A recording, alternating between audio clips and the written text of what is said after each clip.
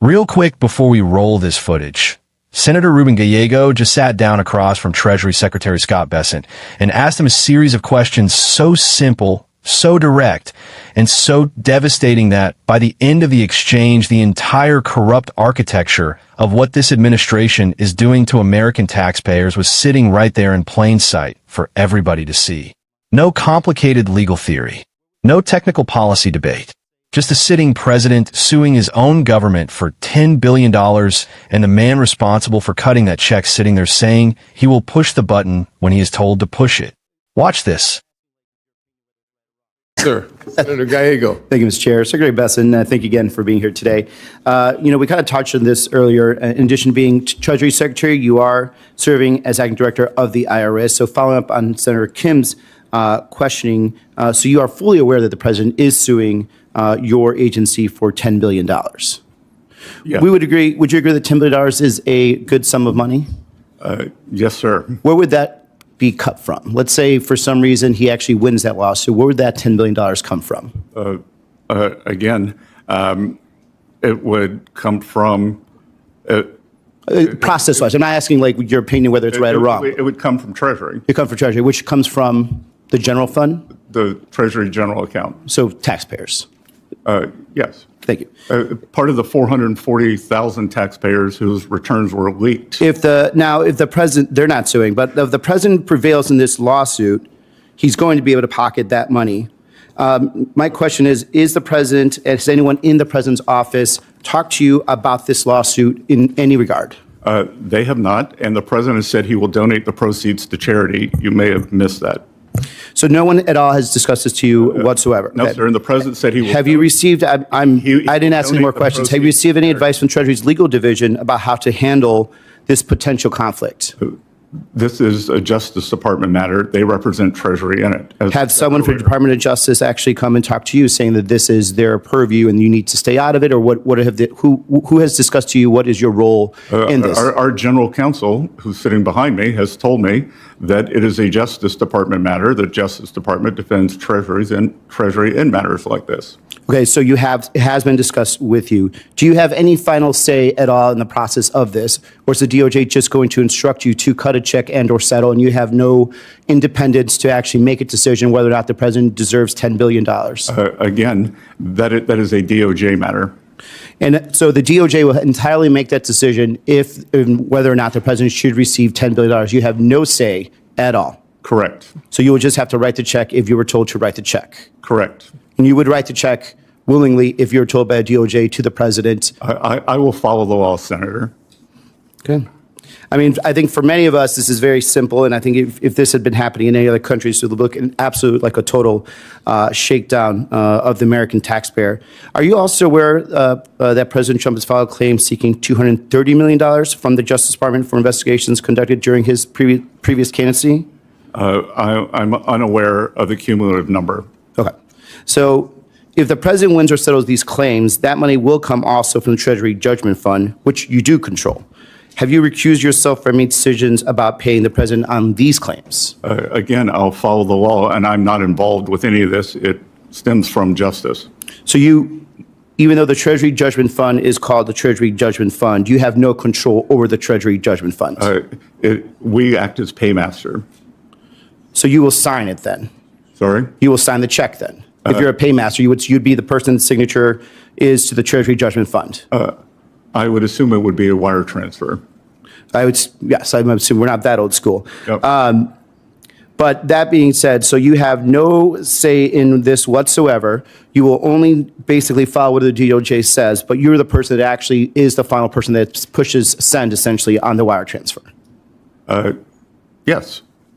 And even if you feel or that it is unjust, the fact that this president is basically plundering U.S. taxpayer dollars, you will still hit that send button. Even if I believe that 6103, the IRS tax code, was violated and 440,000 taxpayers were leaked. So back to this other thing. So now you do believe, though, I mean, do you understand why some of us see a problem with that? And let me ask just a very simple question. Do you work for the President of the United States? I work for the American people. So can the president fire you? Or he can. He can fire you, correct? Yes. So Isn't it a conflict of interest that you're going to be making these decisions and the president has full power over you? I think you're confused, Senator. I am not part of the decision. Well, you're certainly a person that send on the wire transfer, and I think that's why there's a lot of people that actually do not trust and do not trust the president's actually looking out his best interest. I guess you're saying that I'm controlling the time here. Obeying the law. I'm controlling that. You're not obeying the law. You're plundering U.S. taxpayer dollars. Plundering U.S. taxpayer dollars. Plundering taxpayer dollars. Plundering. Thank you. You'll back. Welcome back to Winners Breakdowns. I'm host name, and if that clip did not make your jaw drop and your blood boil simultaneously, then I want you to watch it one more time, because what was just laid out in that exchange is one of the most extraordinary things I have ever seen documented in a congressional hearing, and I mean that without a single word of exaggeration. Senator Gallego just walked the American people through a scheme that in any other country in the world would be immediately recognized for exactly what it is. If you're new here, hit that subscribe button right now. Smash that like button. Drop a comment telling me what you thought the moment that clip ended, because I read every single one, and today, especially, I want to know what you were feeling after watching that. Look into every single layer of this, because I want to start with the most basic and fundamental fact that came out of that exchange, and I want to make sure it lands with the weight it deserves. The President of the United States is suing the United States Treasury and the IRS for $10 billion. $10 billion. Let that number sit for a second. $10 billion that Bessent confirmed would come from the Treasury General account, which is funded by American taxpayers. The president of the country is suing the country itself for $10 billion.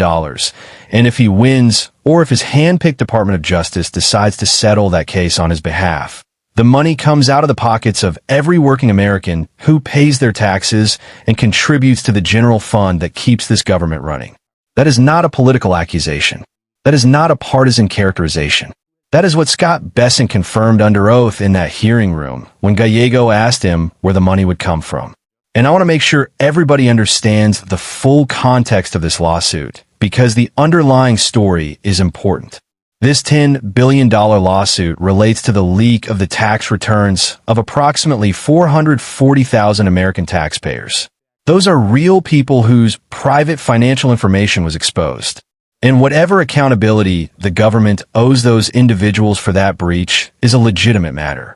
But Donald Trump was not one of those 440,000 ordinary taxpayers sitting in that category in any ordinary sense.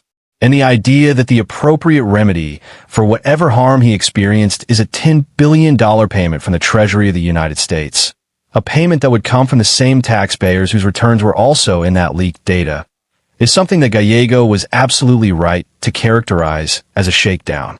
That is what it looks like. That is what it smells like. And Bessent's inability to push back on any aspect of that characterization during the exchange tells you something important about how defensible this arrangement actually is when you have to explain it out loud to an elected senator in a public hearing room. Now let's talk about the structural problem that Gallego identified so precisely and so methodically, because I think this is the part of the exchange that deserves the most careful attention. He established step by step the chain of authority and accountability around this potential $10 billion payment. Bessent is the Treasury Secretary. He is also the acting director of the IRS. The Department of Justice represents Treasury in this lawsuit. The DOJ will make the decision about whether and how much to pay. Bessent has no independent authority over that decision. He will simply follow what the DOJ says. But, and this is the critical point, Bessent is the paymaster. Bessent is the person who will ultimately authorize the wire transfer. His is the hand that pushes send when the DOJ tells him to push send. And who controls the DOJ? The same president who filed the $10 billion lawsuit. And who can fire Scott Bessent? The same president who filed the $10 billion lawsuit.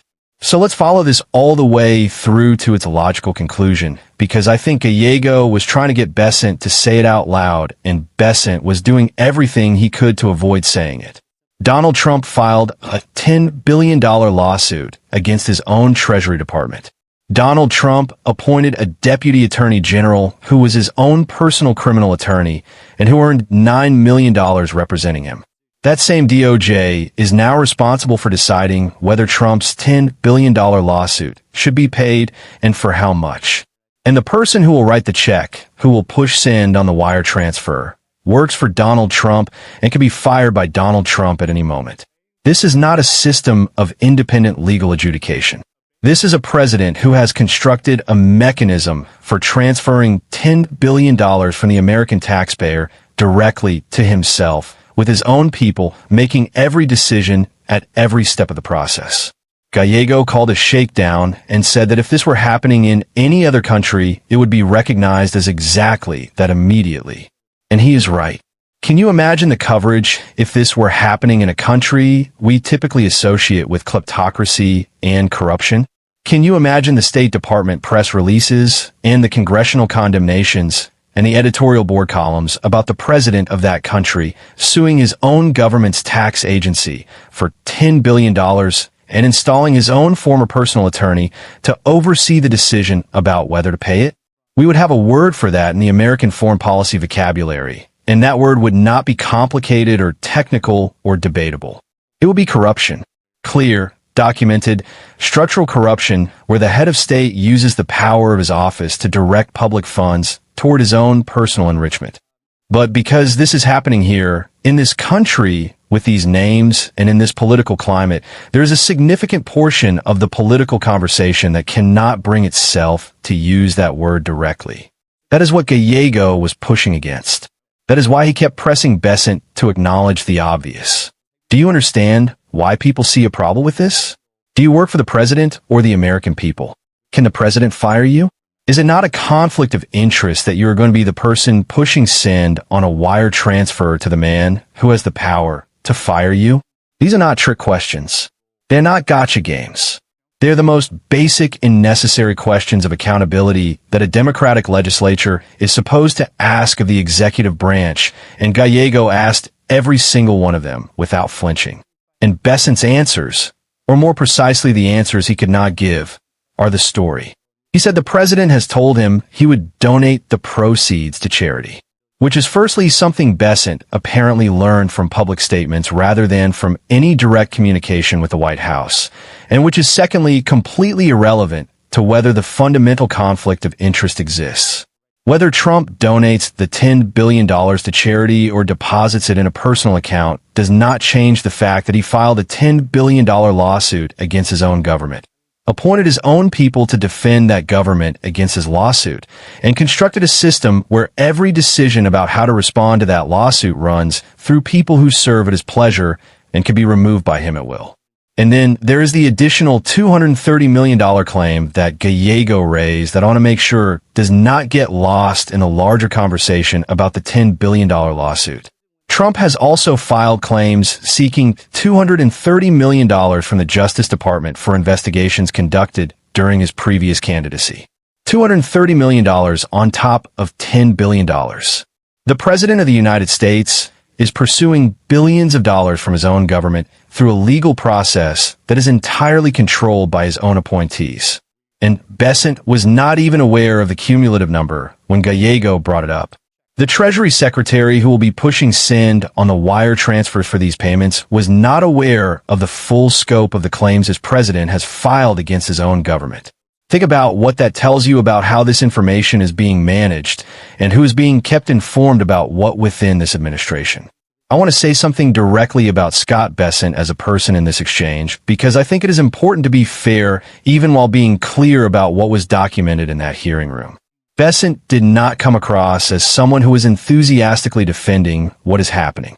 He came across as someone who has been placed in an extraordinarily uncomfortable position, who knows that what he is being asked to be part of is deeply problematic, and who has retreated to the language of following the law, and DOJ makes the decisions as a way of creating distance between himself and the responsibility for what is going to happen.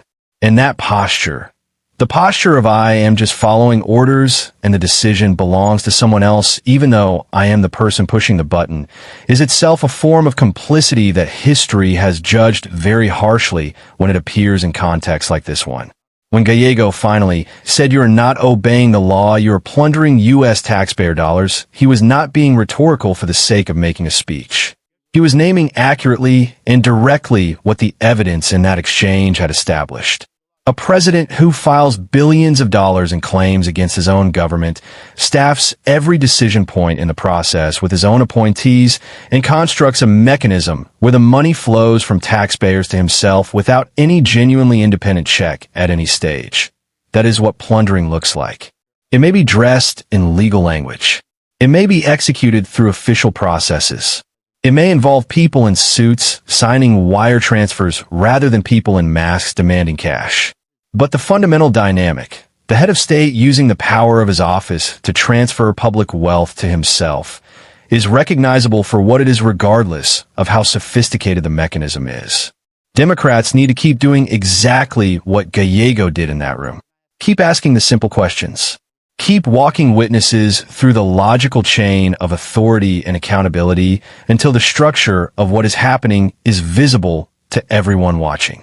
Keep naming what they see clearly and directly without retreating into the kind of measured, careful political language that allows extraordinary situations to be treated as ordinary ones. So drop a comment and tell me what hit you hardest in that clip. Was it the confirmation that $10 billion would come straight from taxpayers? Was it Bessent admitting he will push send when told to regardless of whether he thinks it is just? Was it the revelation about the additional $230 million claim? Was it Gallego's final accusation of plundering American taxpayer dollars? Was it Bessent confirming that yes, the president can fire him at any moment while simultaneously insisting he is fully independent in this process? I want to hear all of it because this is exactly the kind of conversation Winners Breakdowns was built for. If you believe that the American government exists to serve the American people and not to serve as a personal revenue stream for whoever happens to hold the presidency, if you believe that $10 billion lawsuits filed by presidents against their own governments deserve exactly the scrutiny and exactly the outrage that Senator Gallego brought to that hearing room, then you know exactly what to do right now. Hit that subscribe button, smash that like, and share this video with every American taxpayer in your life who deserves to know what their money is being lined up to pay for. This has been Winners Breakdowns. Stay informed, stay outraged about the right things, hold power accountable at every level, and I will catch you in the next one.